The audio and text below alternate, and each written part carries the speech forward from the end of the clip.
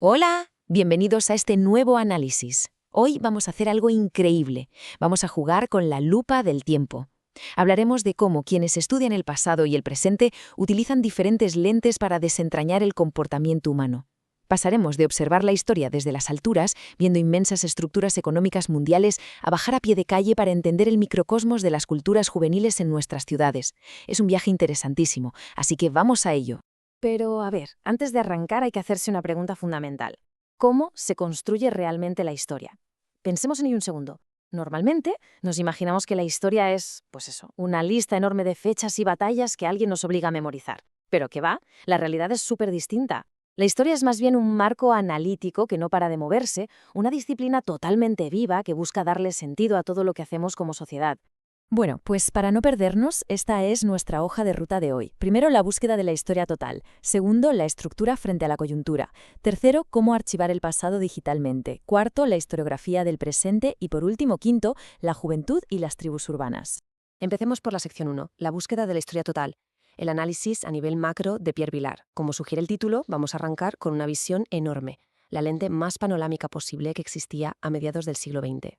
Y para entender esta visión gigante, tenemos que hablar del historiador Pierre Vilar.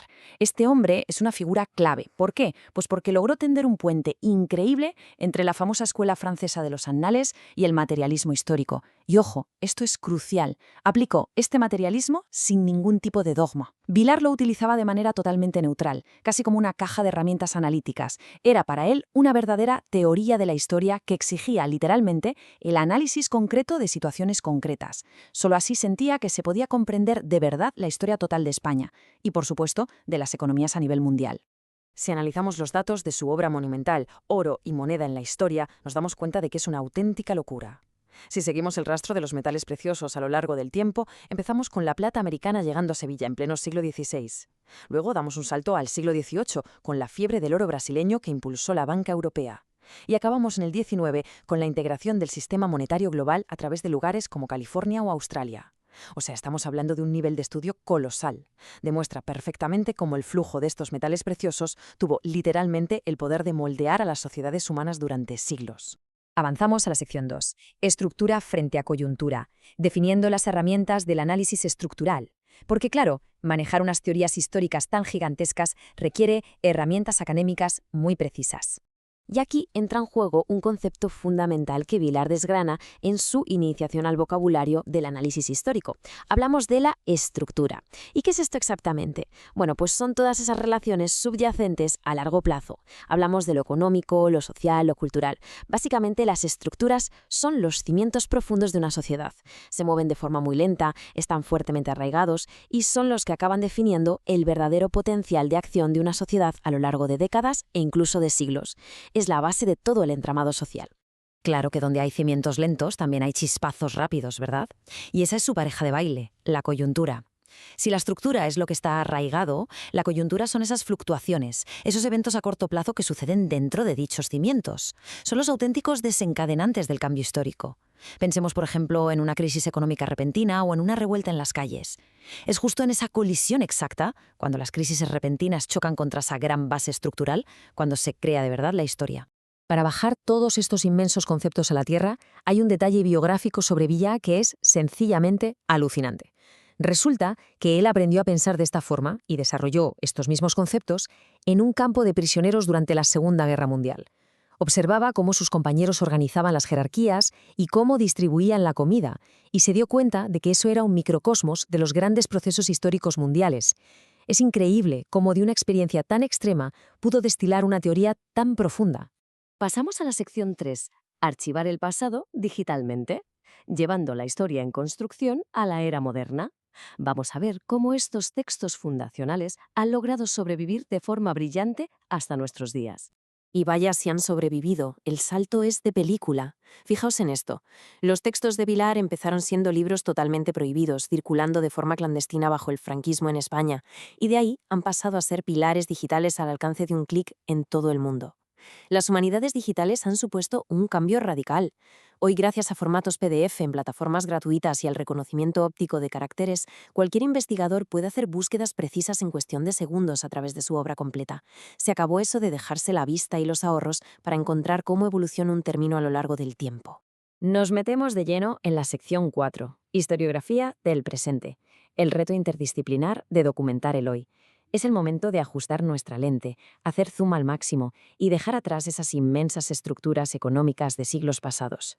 El meollo de la cuestión aquí es el contraste entre ambas disciplinas. Por un lado tenemos la historia tradicional, que cuenta con un lujo enorme, la distancia temporal. Estudia estructuras a largo plazo con una línea de tiempo que ya ha terminado. Es una ventaja brutal. Pero por otro lado está la historia del presente. Esto es intentar estudiar categorías sociales súper rápidas de manera inmediata y muy localizada, sin tener la menor idea de cuáles serán las consecuencias futuras. Es, literalmente, crear historia desde el mismísimo centro de la experiencia humana, mientras aún está viva y coleando.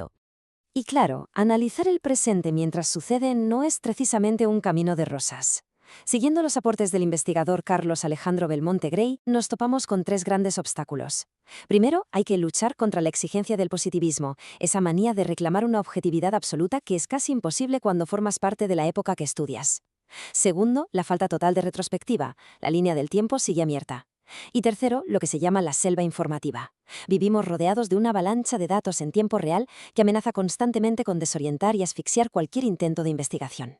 Entonces, ¿cómo logramos salir de esa selva? Pues la clave absoluta es trabajar de forma interdisciplinar. Ya no vale quedarse aislado en la burbuja de la historia. Hay que tomar prestadas herramientas de la sociología, de la antropología, de los medios de comunicación. Publicaciones académicas como la revista Cuicuilco, de la Escuela Nacional de Antropología e Historia, defienden a capa y espada que este cruce de caminos es la única forma real de anclar y dotar de rigor a los estudios modernos, especialmente en regiones como América Latina.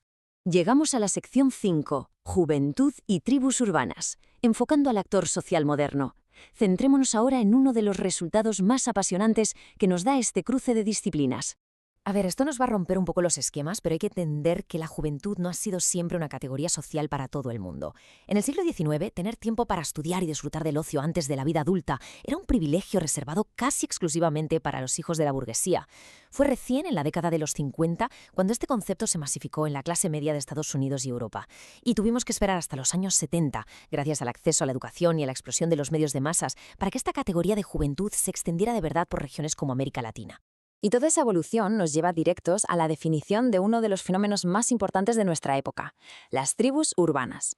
Hablamos de grupos de personas, generalmente de entre 12 y 28 años, que comparten una estética súper marcada, unos valores y a veces hasta una ideología concreta. Todo ello empapado, cómo no, del entorno urbano y de los medios de masas. Y aunque sabemos que la palabra tribu es en el fondo una metáfora muy mediática, da en el clavo para explicar cómo las identidades se organizan y estructuran hoy en el caos de las metrópolis modernas. Así que, para poner el broche final a nuestro análisis de hoy, vamos a unir la lente macroeconómica y la lente microsocial. Pensemos en esto. Si Pierre Vilar fue capaz de encontrar los cimientos de la historia mundial en algo tan material como la plata americana del siglo XVI, ¿qué estructuras sociales fundamentales van a deducir quienes estudien la historia del mañana a partir de la inmensa y caótica huella digital que están dejando las tribus urbanas actuales? Es una pregunta que verdaderamente nos invita a reflexionar. Quizá nuestras vertiginosas y efímeras culturas de hoy sean en realidad los robustos cimientos históricos de los siglos venideros. Ha sido un auténtico placer desgranar todo este conocimiento en conjunto. Nos escuchamos en el próximo análisis.